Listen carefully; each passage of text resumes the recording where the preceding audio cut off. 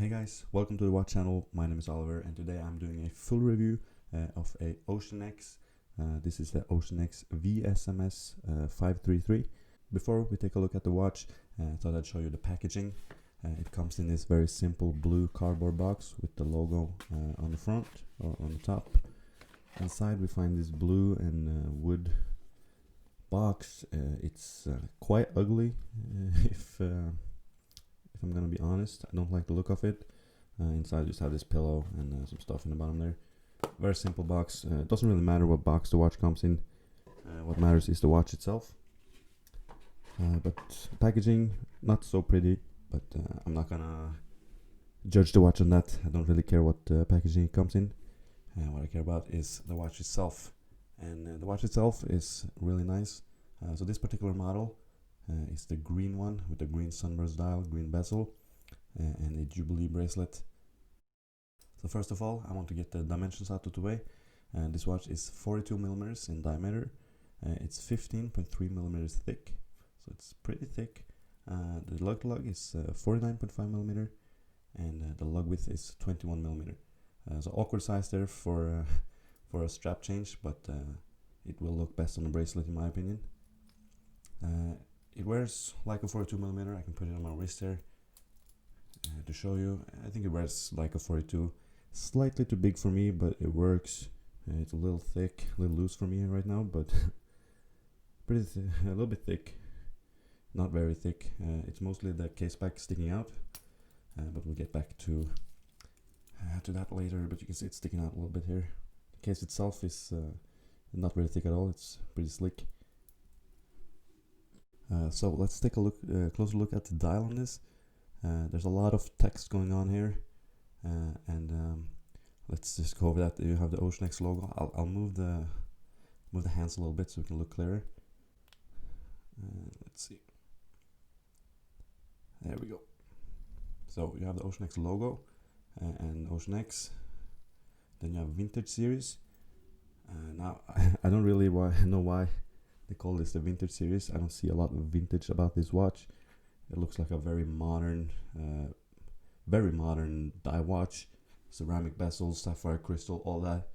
Sunburst dial in green.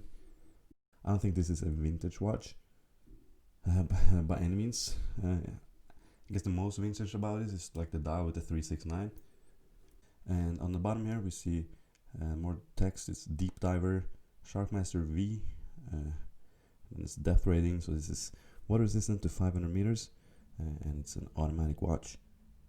So there's a lot of text on this dial. I think they could at least drop the Vintage Series and maybe the Deep Diver and also the Sharkmaster-V. It would look a lot cleaner if it only had two lines on the bottom and just a logo on top. But it doesn't bother me that much, but I think it would look better if you did remove some of that text, to be honest. So let's take a look at the bezel. This is a ceramic bezel. It is fully loomed, so I'll show you a loom shot later of the loom. And it's 120 click. The action is really nice on this. I'm actually surprised. Very easy to grip, everything. Great bezel, and it lines up perfectly. And there's no play in it. There's like if you turn it, it goes back kind of, and then there's no play. There's also it's stuck in this position. Sometimes they can wobble a little bit if you click them down. This is perfect. So there's no issues with the bezel. 120 clicks. Very nice. Lines up. It lines up absolutely perfectly. So the bezel is nice. The color on it, it's a little bit weird. It looks different in different lights. I think that the green color is a little bit too dark. If you have poor lighting, I can illustrate. If I turn off some of my lights here, you see the loom already, but it doesn't look green anymore, and the dial looks really green.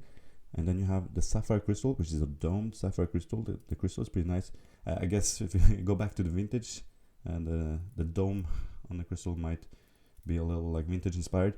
But what I want to say is that there's a lot of anti-reflecting going on. You see the blue very often, and I don't think that goes very well with the green. So personally, if I was to buy, let me turn the lights on again. If I was to buy another OceanX watch, I would probably get just a black one, because this green color for me, it falls a little short in some lightings. In good lighting, in natural lighting, it looks really good. But if the lighting is not so good, I think the green dial and the bezel, they don't work together, and the anti-reflective coating on the crystal, you can see here, like this, it just doesn't look that good with the green, in my opinion. I would rather have no anti-reflective coating on this than to have this blue. That, yeah, puts me off a little bit. I think the quality on this watch generally is really amazing for the money. If I compare it to, say, the Rolex Hulk, which I have previously owned, I would say that this green one is further from the Hulk than a black one of these is to the normal Submariner. So if you want a watch that looks as good as possible, close to the Rolex, which is an homage of the Rolex, then I would get a black one, not the green. I feel the green kind of highlights its shortcomings, which the black doesn't in the same way. It's easier to make a just matte black dial than to make a green sunburst with a green bezel. The hands, by the way, are Mercedes hands. You can see, or Mercedes our hands, so you can see where they come from. This is definitely right from the Rolex. Personally, not a huge fan of the Mercedes hand, but doesn't bother me really. So back to the lume. You saw it a little bit, but the lume is not so good on this. I will do some footage over so you can see the lume and how it lasts. It doesn't last that long. I feel that the lume in the numerals 369 and also in the bezel is the one that fades quickest, and it's not the lume that shines brightest. So you can see that.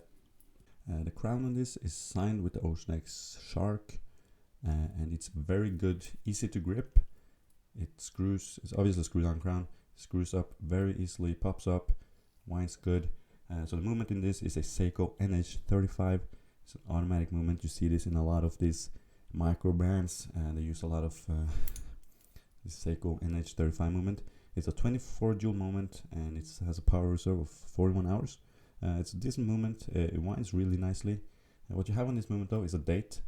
So now I'm changing the date. So there is a date underneath there. Some of the models have a date window. This one does not, but the date is still on the movement. And then you just change the time. The date being there doesn't really bother me, but it's what you expect at this price point, I guess.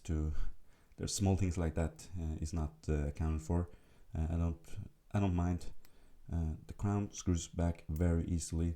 Generally, the action on the crown is amazing, a lot better than all of the Seikos I've handled at the similar price point and even higher price point.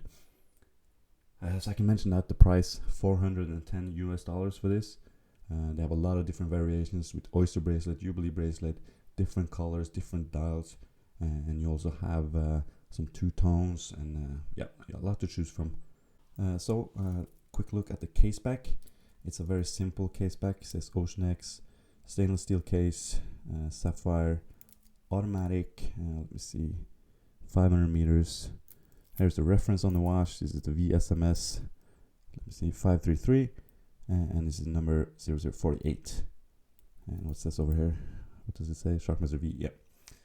So very simple case back. Nothing special. It's brushed. The rest of the case is polished on the sides, and then it's brushed on top of the lugs. The finishing on this is pretty nice. The edges are sharp. It feels really good. I am pretty impressed with the finishing on this watch for the price. I do think it feels really solid. It's very well built, and it definitely feels like it costs more than $410. It feels really solid. The bracelet also is very nice. You have a wrong side screw links, which is nice to see. Jubilee bracelet is super comfortable. I'm a big fan of Jubilee bracelets, but you also get this on not this exact one, but most of the models actually on an oyster bracelet. So let's look at the clasp. Clasp is machined, and it's pretty nice. It clicks in like that. Very simple. You have a polished, I guess, fold over thing, and that looks good with the polished center links on the Jubilee. generally what you expect from the Clasp. It's pretty good, nothing to complain about. A lot better than say a Seiko SKX, which have terrible clasps and bracelets. This is a lot better. I can put it on my wrist again if you want to see that. It is, as I said, a 42mm watch, and it wears like a 42mm watch. It's slightly too big for me, in my opinion, but it's okay. I would want to see them make some small watches. These are the smallest. I guess they make some 41.5mm watches, not the divers though. But I would like to see 40mm, maybe 39mm, especially considering this is a vintage series. That is, to me, kind of confusing. As I said, there's not much vintage about it. You could say the dome crystal, maybe the 369. That's about it. It's a very modern diver. It's very well built. It feels super good quality, and I'm very impressed with the watch. But it's not a vintage watch or a vintage inspired watch by any means, in my opinion.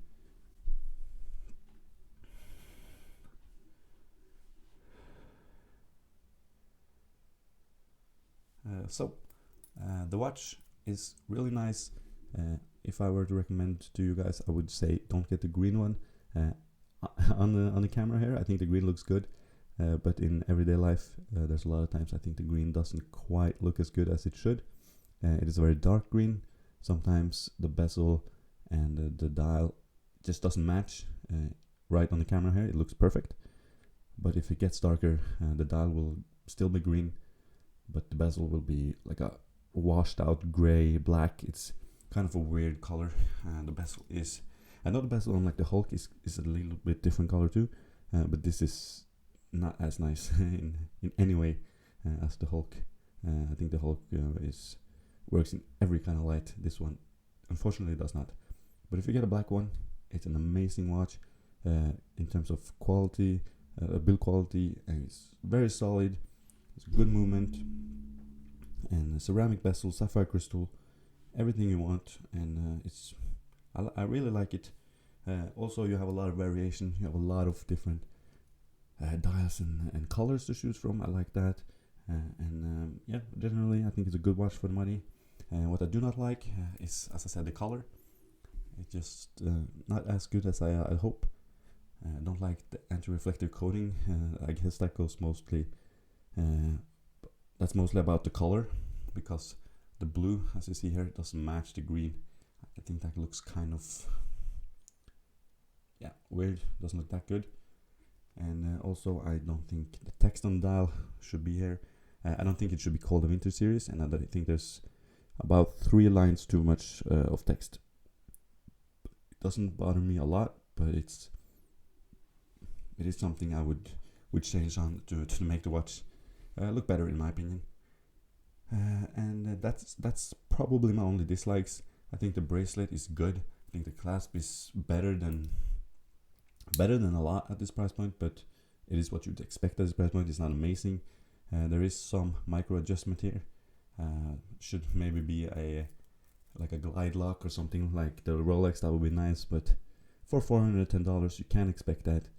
I think for the money it's an amazing watch, but it's an Homage watch. But if you're looking for a Homage watch, I think OceanX is definitely a good alternative. So guys, that's my review of the OceanX VSMS 533 or just the Sharkmaster-V. They're all pretty much the same. Thanks so much for watching. I hope you enjoyed the review. I hope that you subscribe and hit the notification bell. It really helps me out, and like the video. It really does help me out. So thank you guys so much, and I hope to see you guys in the next one. Goodbye.